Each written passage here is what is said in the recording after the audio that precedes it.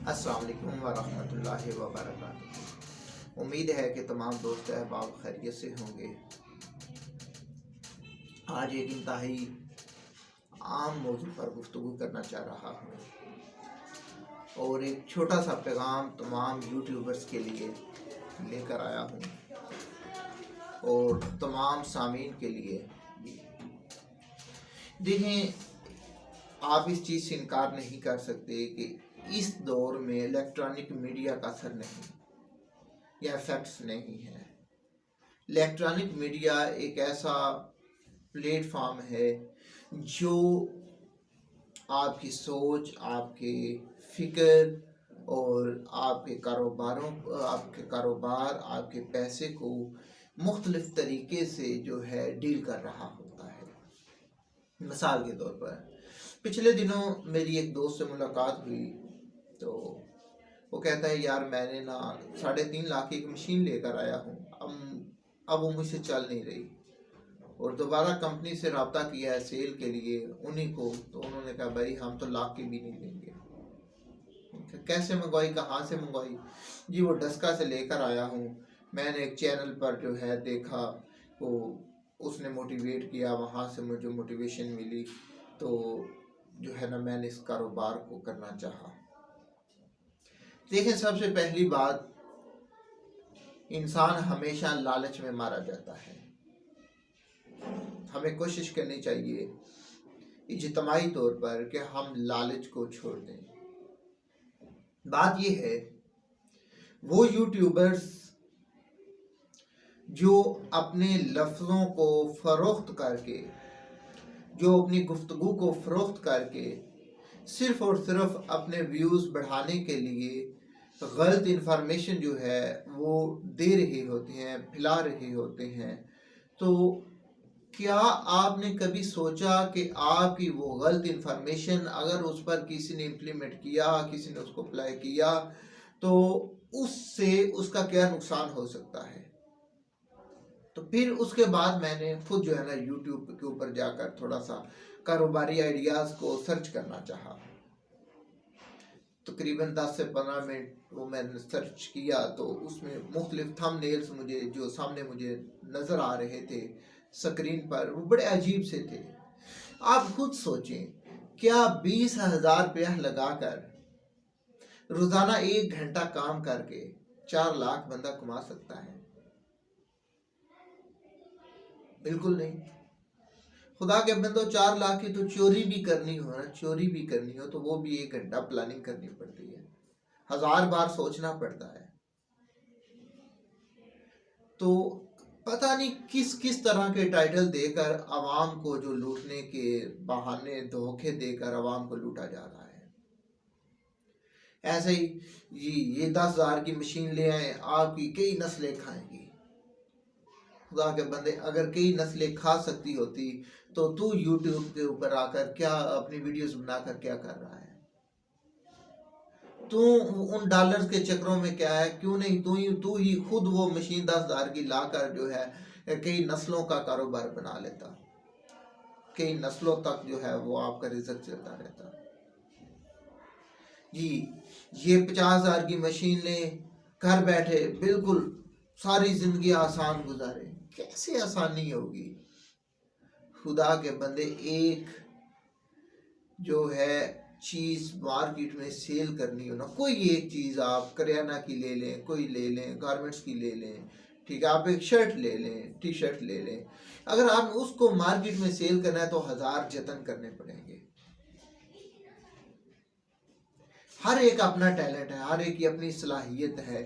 तो आप जो है अपने लफ्ज़ों के साथ इस तरह मोटिवेशन देते हैं कि जो कम इल्म लोग जो होते हैं, जो सादा लोग होते हैं, वो आपकी जाल में फंस जाते हैं और वो अपना 1-1 रुपया इकट्ठा किया हुआ पानी की तरह बहा कर आकर ज़ाया करके सारी ज़िंदगी पछतावे के अलावा कुछ नहीं कर सकते। इसलिए गलत इन्फॉर्मेशन को जो है काइंडली वो ना फैलाया करें। अगर इस तरीके से ये 10,000, 20,000, लाख, 2 लाख लगाकर सारी ज़िंदगी आराम से बैठा जा सकता है, तो वो कोई आए मेरे सामने, मैं मुझसे करे एग्रीमेंट, मैं देने के लिए तैयार हूँ।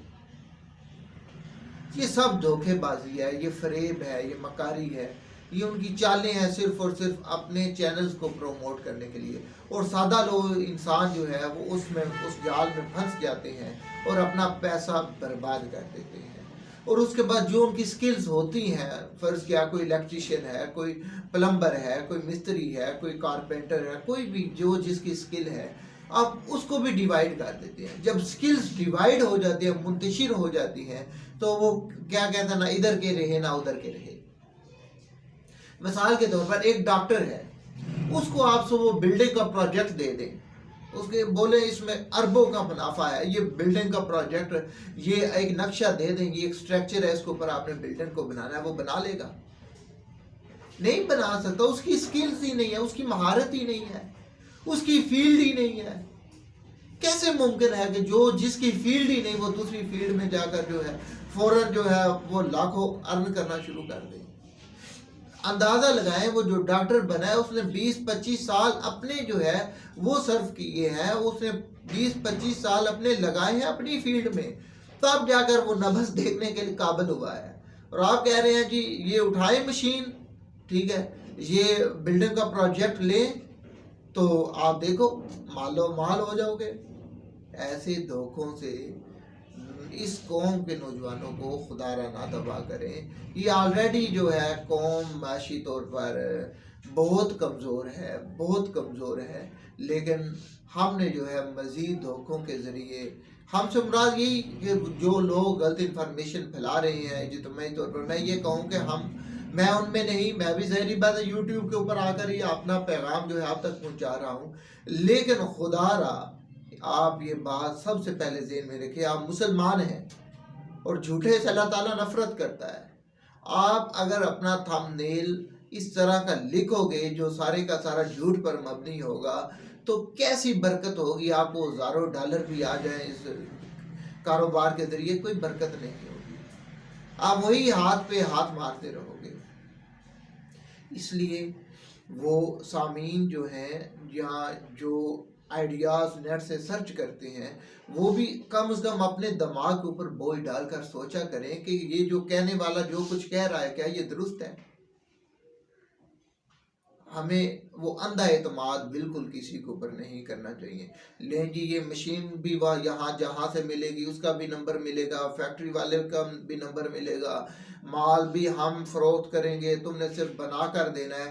कौन है आए सामने, अच्छा जी आपसे सेल का मसला था, हमने वो भी हल कर दिया, अब ये है कि आपने सिर्फ माल बनाना है, कंपनी आपसे वापस ले लेगी। कोई कंपनी वापस नहीं लेती।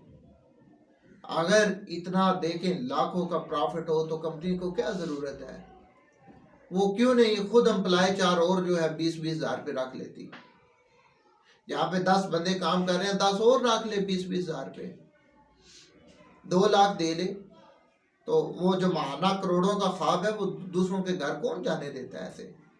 ये सब झूठ है, फ्रॉड है, और इस फ्रॉड से खुद को महफूज करें। और मैं ये भी नहीं कहता कि नए आइडियाज़ को कॉपी ना करें, नए आइडियाज़ ज़रूर कॉपी करें, लेकिन सोच समझकर, अपने टैलेंट को देखकर, अपनी काबिलियत को देखकर, अपनी एबिलिटीज़ को देखकर फिर सोचें क्या ये मैं कर सकता हूँ या नहीं, ये मुझ में काबिलियत है या नहीं, और अगर ये कारोबार मैं करता हूँ तो इसमें कितना प्रॉफिट है, कितना लॉस है, या मुतवक्के क्या है कि कितने चांसेस हैं लॉस के, आपका पीछे बजट क्या है, आप सरवाइव कैसे कर सकोगे। तो मुझे बहुत दुख हुआ था जब वो दोस्त रोना रो रहा था, यार मैंने तो कुछ पैसे अपने थे कुछ किसी से लिए, वो भी ज़ाया कर बैठा। इसलिए खुदारा लोगों के ख्यालात से मत खेला करें, जो सच हो उसको ज़रूर फैलाएं, उसको ज़रूर प्रोमोट करें, और गलत इन्फॉर्मेशन को जो है प्रोमोट करके या पहुंचा कर डिलीवर करके जो है लोगों को उनकी जो स्किल्स हैं उनमें और उनके जो उनका जो सरमाया है, जो पैसा है, उसके साथ ना खेलें। ये आप अपने ऊपर भी और उनके ऊपर भी बहुत बड़ा जुल्म कर रहे हो। आपको आखिर में एक जो है हदीस का मफ़हूम आपके सामने रखना चाहता हूँ कि हुज़ूर सल्लल्लाहु ताला अलैहि वसल्लम ने फरमाया कि जब नज़ा का वक्त आ जाए, किसी की रूह परवाज कर रही हो तो साथ बैठा हुआ उसको ये ना कहे कि तुम कलमा पढ़ो, क्योंकि वो तकलीफ़ के आलम में है। अगर उसने इनकार कर दिया कलमे से तो उसका जुर्म तुम पर आयद होगा। हाँ, आपकी तबलीग का ये तरीका है कि आप उनके सामने कलमा पढ़ें। उस जो बंदा जो मरने के करीब है उसके सामने कलमा पढ़ें। वो सुनकर अगर कलमात को दोहरा ले तो ये बहुत अच्छा है। आप तलकीन मत करें। और अगर आप में ये टैलेंट है, आप वाकयातन हकीकतन इतने पैसे हैं तो खुद करो काम, लगाओ ये कंपनियां। ये 10-10 हज़ार रुपए की अगर 20-20 हज़ार में कंपनियां लगती हैं तो लगा कर दे, लगाओ, खुद लगाओ, कमाओ। आपके अपने जो हैं देखे हैं मैंने वीडियोस में, आपकी ड्रेसिंग वगैरह सारा कुछ बता रहा होता है कि क्या कुछ आपके पास है। अगर लाखों आपके पास होते तो आपके जो ड्रेसिंग थी वो और तरह की होनी थी, तो आपकी चीज़ और तरह की होनी थी। ये खुदारा जो है किसी के ख्यालात से, किसी की स्किल्स के साथ ना खेलें। इससे अपने आप को और अपने माशरे को नुकसान के अलावा और कुछ नहीं है। वस्सलाम।